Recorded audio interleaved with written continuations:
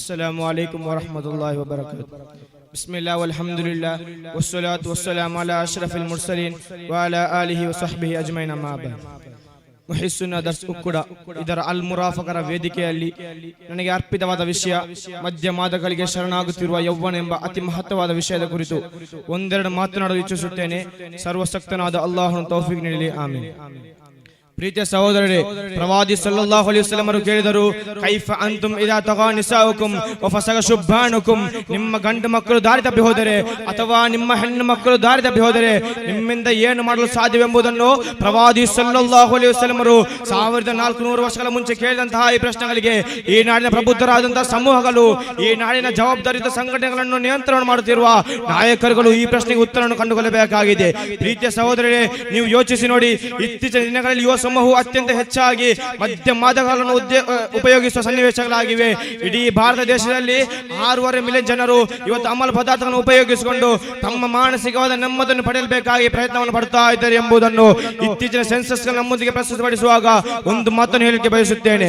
1981 ರಿಂದ 2014 world value ಸಮಿತಿಯು ಹಲವಾರು ರಾಷ್ಟ್ರ ಅಥವಾ 106 ರಾಷ್ಟ್ರಗಳಲ್ಲಿರುವ ಧಾರ್ಮಿಕ ಸಂಘಟನೆಗಳನ್ನು ಸರ್ವೆ ನಡೆಸಿದಾಗ ಒಂದು ಮಾತನ್ನು ಹೇಳಿದರು, ಯಾವತ್ತೂ ಕೂಡ ಅಮಲು ಪದಾರ್ಥ ಮೂಲಕ ಯಾವುದೇ ರೀತಿಯ ನೆಮ್ಮದಿಯನ್ನು ಪಡೆಯಲು ಸಾಧ್ಯವಿಲ್ಲ.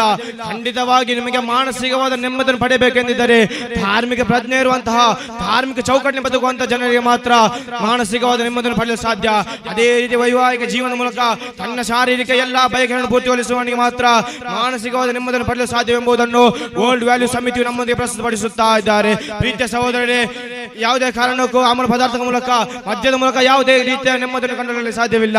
ಈ ನಾಡಿನ ಅತ್ಯಂತ ದೊಡ್ಡ ಅಪರಾಧಗಳನ್ನು, ಅತ್ಯಂತ ದೊಡ್ಡ ಅರಾಜಕಗಳನ್ನು ತೋರಿಸಿದೆ ಹೊರತು ಈ ನಾಡಿನ ಮದ್ಯ ಮಾದಕಗಳ ಮೂಲಕ ಯಾವುದೇ ರೀತಿಯ ವೈವಾಹಿಕ ನೆಮ್ಮದನ್ನಾಗಲಿ ಸಾರ್ವಜನಿಕವಾದ ನೆಮ್ಮದನ್ನಾಗಲಿ ಕಂಡುಹಿಡಿಯಲು ಸಾಧ್ಯವಿಲ್ಲ. ಪ್ರವಾದಿ ಸಲ್ಲಲ್ಲಾಹು ಅಲೈಹಿ ವಸಲ್ಲಂ ಹೇಳಿದರು, ಇನ್ನಲ್ ಖಮ್ರ ಉಮ್ಮುಲ್ ಖಬಾಯಿತ್. ಖಂಡಿತವಾಗಿಯೂ ಮದ್ಯ ಮಾದಕಗಳು ಎಲ್ಲಾ ರೀತಿಯ ಕೆಡುಕುಗಳ ಕೀಲಿಕಾಯಿಯಾಗಿದೆ ಎಂದು ಪ್ರವಾದಿ ಸಲ್ಲಲ್ಲಾಹು ಅಲೈಹಿ ವಸಲ್ಲಂ ಹೇಳುತ್ತಾ ಇದ್ದಾರೆ. ನಾವು ಇತ್ತೀಚಿನ ದಿನಗಳಲ್ಲಿ ನಾವು ಕಾಣ್ತಾ ಇರುವುದು, ಒಂದು ಮನೆಯಲ್ಲಿ ಮದ್ಯಪಾನ ಮಾಡಲು ಹಣ ಕೊಡದೆ ಹೋದಂತಹ ಸಂದರ್ಭದಲ್ಲಿ ಸ್ವಂತ ಮನೆಯಲ್ಲಿರುವ ಸ್ವಂತ ತಂದೆ ತಾಯಿಯರನ್ನು ಕೊಲ್ಲುವಂತಹ ಸನ್ನಿವೇಶಗಳಾಗಿ ನಾವು ಇವತ್ತು ಕಾಣ್ತಾ ಇರುವುದು. ಆದುದರಿಂದ ಇಂತಹ ದುಶ್ಚಟಗಳಿಗೆ ಶರಣಾಗದಿರಿ ಎಂದು ಮಾತ್ರ ಹೇಳುತ್ತಾ ನನ್ನ ಮಾತಿಗೆ ಕಡಿವಾಣ. ಅಲ್ಹಮ್ದುಲಿಲ್ಲಾಹಿ ರಬ್ಬಿಲ್ ಆಲಮೀನ್. ಅಸ್ಸಲಾಮು ಅಲೈಕುಂ ವರಹಮತುಲ್ಲಾಹಿ ವಬರಕಾತುಹು.